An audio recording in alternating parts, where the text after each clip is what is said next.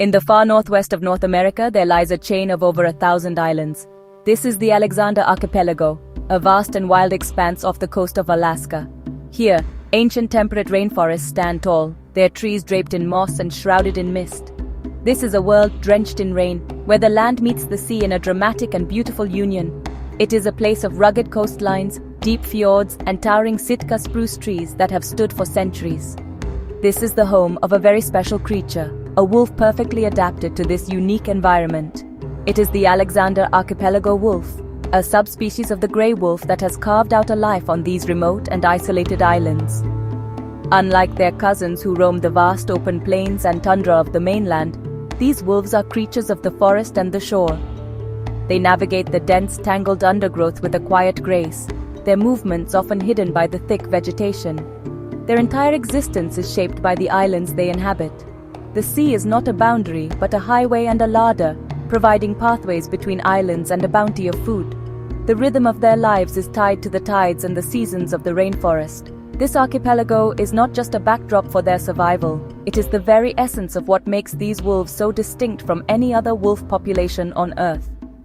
The isolation of these islands has allowed the wolves to evolve in a remarkable way. For thousands of years, they have been separated from the mainland wolf populations, creating a unique genetic lineage. This separation has made them smaller and darker than other gray wolves, perfectly suited for life in the shadowy rainforest. They have developed behaviors and skills that are specific to this coastal world. The story of the Alexander Archipelago wolf is a powerful testament to nature's ability to adapt and specialize. It is a story of survival in a world that is both incredibly rich and unforgivingly challenging, a world of water, wood, and stone. Living here requires an intimate knowledge of the landscape. The wolves must know the best trails through the dense forest, the safest places to cross the powerful ocean channels, and the most productive hunting grounds along the shoreline. Their territory is not a single landmass but a mosaic of islands, each with its own character and resources. This island-hopping lifestyle is a rare and fascinating adaptation among wolves. It demonstrates their intelligence and their incredible physical endurance. They are true masters of this coastal rainforest, a symbol of the wild and untamed spirit of Alaska's beautiful and mysterious archipelago. The Alexander Archipelago wolf is a creature of shadows and subtlety. Physically, it is noticeably different from the larger gray wolves of the interior.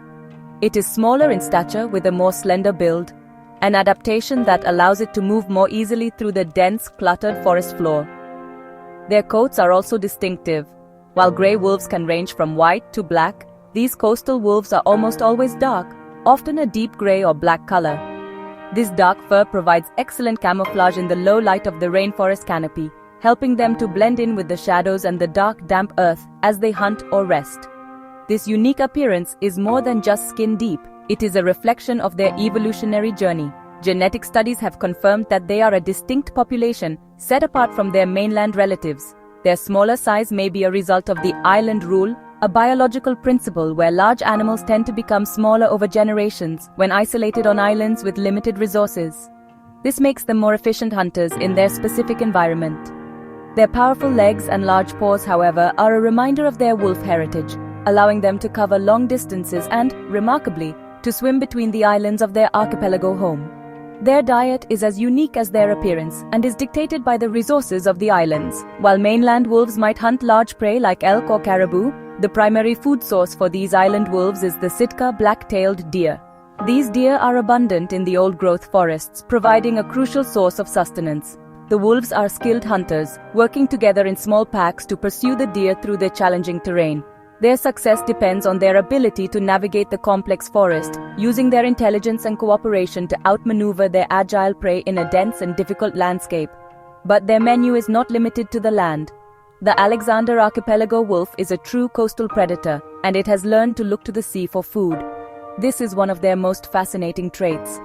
They will patrol the shorelines, scavenging for marine life washed up by the tide. More importantly, during the great salmon runs, these wolves become fishermen. They will wade into the shallow streams and rivers, skillfully catching the energy-rich fish as they swim upstream to spawn. This reliance on both land and sea animals makes them incredibly resilient and resourceful survivors in this demanding coastal habitat. In the intricate tapestry of the temperate rainforest, the Alexander Archipelago wolf plays the role of a keystone species. This means that its presence has a profound effect on the entire ecosystem, far greater than its numbers might suggest. As the top predator, the wolf helps to maintain a healthy and balanced environment. By hunting the Sitka black-tailed deer, they prevent the deer population from becoming too large. Without the wolves, the deer would overgraze the forest understory, eating young trees and shrubs before they have a chance to grow. This would dramatically change the structure of the forest itself. The wolves' influence creates a ripple effect that benefits many other species. By keeping deer numbers in check, they protect the vegetation that provides food and shelter for countless other creatures, from songbirds to small mammals. The health of the forest plant life is directly linked to the presence of its top predator. When wolves leave behind the remains of a deer kill, they provide a vital source of food for scavengers like bears, eagles, and martens. In this way, nothing goes to waste, and the energy from one life form is passed on to support another, strengthening the entire food web. Their role extends beyond the deer population. The wolves' hunting behavior influences where and how the deer move through the forest. Deer will often avoid areas where they know wolves are active, which gives certain patches of vegetation a chance to recover and flourish. This creates a more diverse and resilient landscape, with a mosaic of different habitats that can support a wider variety of life. The wolves are, in essence, gardeners of the forest, shaping the environment through their daily activities in ways that maintain its long-term health and complexity. This delicate balance shows just how interconnected life is in the Alexander Archipelago. Every species has a part to play, but the wolf's role is particularly critical. Their removal would trigger a cascade of negative effects, leading to a less diverse and less stable ecosystem. The health of the wolf population is therefore a direct indicator of the health of the entire coastal rainforest. When the wolves thrive, it is a sign that the ancient forests, the deer herds, and the salmon streams are also thriving. They are the guardians of this wild and wonderful island world.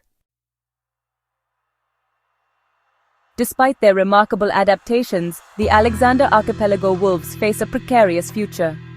Their survival is intricately linked to the health of the old-growth temperate rainforests they call home, and these forests are under threat. The primary challenge is habitat loss due to extensive logging. When large areas of the ancient forest are clear-cut, the wolves lose the critical habitat they need to survive. The dense canopy provides cover for hunting, and the complex understory is essential for raising their pups in safety. Without these old-growth forests, the entire ecosystem begins to unravel. The loss of forest also has a direct impact on their main food source, the Sitka black-tailed deer. These deer rely on the old-growth forests for survival, especially during winter when the deep snowpack in open logged areas makes it difficult to find food. The old-growth canopy intercepts much of the snow, leaving the forest floor more accessible. As the forests disappear, so do the deer, and with them, the wolves' primary prey. This forces the wolves into smaller and more fragmented patches of suitable habitat, increasing competition and making it harder for them to find enough food to support their packs. Adding to these pressures are the direct threats from humans. The wolves are legally hunted and trapped in the archipelago, which can have a significant impact on their small and isolated populations. Because they live on islands, wolf populations cannot be easily replenished by individuals from other areas. The loss of even a few key members of a pack can disrupt their social structure and their ability to hunt successfully. The network of logging roads also makes it easier for hunters and trappers to access remote parts of the forest that were once safe havens for the wolves. Protecting the Alexander Archipelago wolf means protecting their island home. It requires a fundamental shift in how we manage these precious coastal rainforests. Conservation efforts are focused on preserving the remaining old-growth stands and managing logging in a more sustainable way that considers the needs of wildlife. It also involves managing hunting and trapping levels carefully to ensure the wolf population remains viable. By raising awareness about these unique wolves and the challenges they face, we can inspire action. Supporting organizations that work to protect these forests and advocating for science-based conservation policies are crucial steps we can all take to ensure that the howl of the coastal wolf continues to echo through the misty islands of the Alexander Archipelago for generations to come.